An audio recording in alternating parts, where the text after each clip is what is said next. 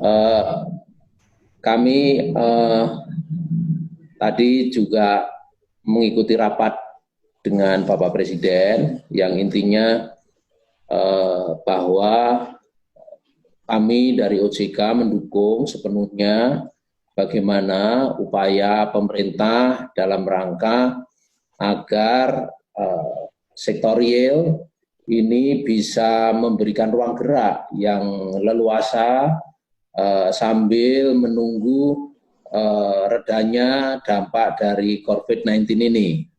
Karena apa? Karena tentunya banyak sekali sektor-sektor yang sudah secara langsung kena dampak adanya COVID-19 ini, terutama tadi sudah disampaikan Pak Menko, Bu Menteri Keuangan, dan Pak Gubernur, terutama di sektor-sektor yang pariwisata, transportasi, dan sektor-sektor lainnya yang related, ya, supplier, hotel, dan sebagainya.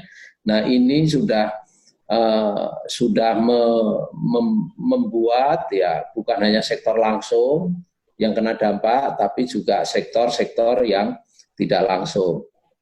Bagaimana dari kebijakan kita di sektor keuangan dalam memberikan ruang gerak kepada para pengusaha ini agar bisa bertahan.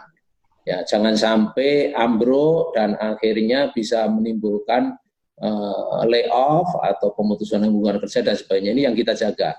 Sehingga kami dari OJK memberikan keleluasaan kepada para pengusaha itu untuk bisa dilakukan relaksasi dalam perhitungan dikategorikan non-performing. Ya. Karena kalau sudah non-performing, otomatis itu ruang geraknya sudah sempit. Tidak bisa lagi diberikan tambahan modal, bahkan sudah kemana-mana sudah tercatat sebagai non-performing. Ini bukannya memberikan ruang gerak, namun demikian malah bisa cepat mematikan. Sehingga kami memberikan kelonggaran untuk merelaksasi perhitungan non-performing yang tadinya 3 pilar menjadi hanya 1 pilar, yaitu ketepatan membayar. Yang prospek usaha dan juga mengenai kondisi debitur kita apikan, sementara kita perhitungkan selama 1 tahun. Ya.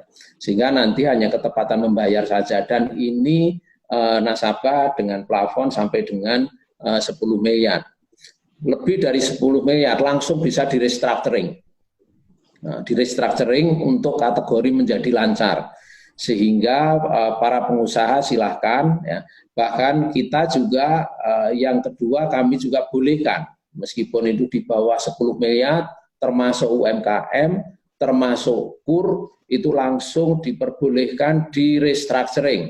Ya, dengan penundaan untuk membayar bunga atau pokok atau bunga plus pokok sampai waktu paling lama 1 tahun. Customize kalau memang nasabah bisa kurang dari 1 tahun silahkan. Kalau memang perlu 1 tahun silahkan. Sektornya sektor yang berdampak langsung maupun tidak langsung. Ya. Mana pemilihannya kita berikan fleksibilitas kepada perbankan. Dan untuk UMKM sektor apa saja, kalau itu kategori UMKM dan KUR, silahkan. Ini boleh direstruktur, ya, dengan penundaan pembayaran bunga plus pokok. Ya. Dan ini mudah-mudahan dengan cara ini yang tadinya sektor-sektor yang kena langsung maupun tidak langsung ini akhirnya yang kalau tidak bisa kita tambahin fasilitas kreditnya mati, ini menjadi tidak mati, jadi menjadi bisa hidup, bisa bertahan. Tentunya sampai paling lama 1 tahun, mudah-mudahan sebelum 1 tahun sudah bisa kembali normal. Dan ini juga perluasan ini akan kami perluas, tadi Pak Menko sudah menyampaikan, bukan hanya kredit perbankan, tapi juga lembaga pembiayaan dan leasing company. Tolong silakan ini dilakukan hal yang sama supaya cross the board di sektor keuangan. Dan juga terutama kredit-kredit motor, ojek itu jangan melakukan penagihan menggunakan debt collector. Ya.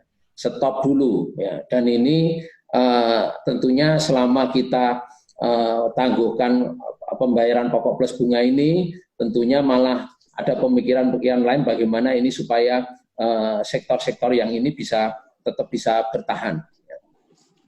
Nah, itu adalah garis besar yang bagaimana kita mendukung ya upaya pemerintah agar sektor usaha ini tetap bisa bertahan ya sambil menunggu bagaimana COVID ini bisa selesai dampaknya dan bisa diminimalisir.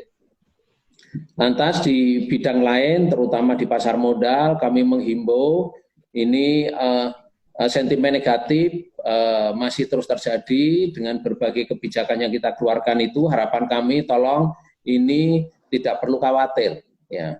Jadi semua saham yang listed ya di Indonesia melalui pasar modal ini fundamentalnya bagus sebenarnya. Ini karena sentimen negatif saja.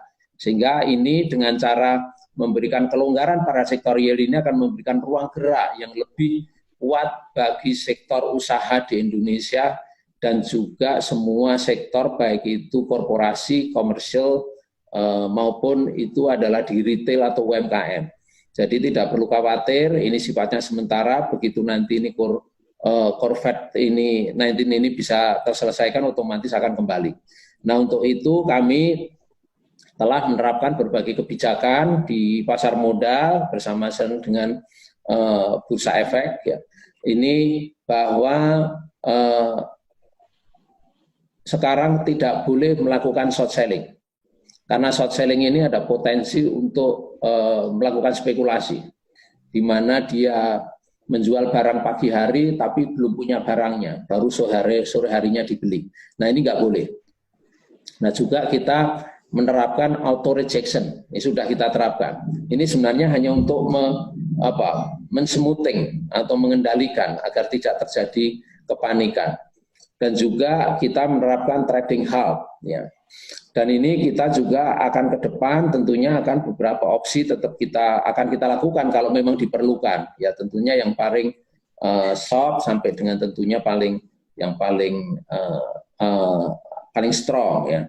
Di antaranya kita sudah membolehkan untuk buyback tanpa RUP ya. Dan tentunya beberapa perusahaan sudah melakukan buyback. Dan bahkan kita akan bekerja sama dengan berbagai lembaga pemerintah bagaimana kita bisa memberikan confidence ini ya, agar bersama-sama kita pikirkan untuk bagaimana menyangga di sektor pasar saham ini. Ya mudah-mudahan dengan cara itu kita bisa memperkecil dampak negatif adanya virus corona ini. Di samping itu dapat kami sampaikan bahwa kami menyambut baik kebijakan-kebijakan yang sudah dilakukan oleh Bu Menteri Keuangan melalui fiskalnya yang sangat akomodatif dan juga Pak Gubernur yang setelah melonggarkan GWM, dan ini akan kita kawal di lapangan agar semua insentif tersebut bisa langsung terasa di lapangan oleh para pengusaha. Ya, dan kami sudah koordinasi dengan berbagai asosiasi dan juga perbankan, ya, dan juga non-bank, agar ini betul-betul segera bisa dieksekusi sehingga dampaknya bisa langsung dirasakan oleh masyarakat. Dapat kami sampaikan likuiditas perbankan masih oke, normal, tidak ada hal-hal yang perlu khawatirkan, dan kita yakin kalau sektor real ini bisa kita tahan sampai kepada nanti bisa corona ini terselesaikan, tentunya semuanya akan berhasil baik dan positif buat ekonomi kita.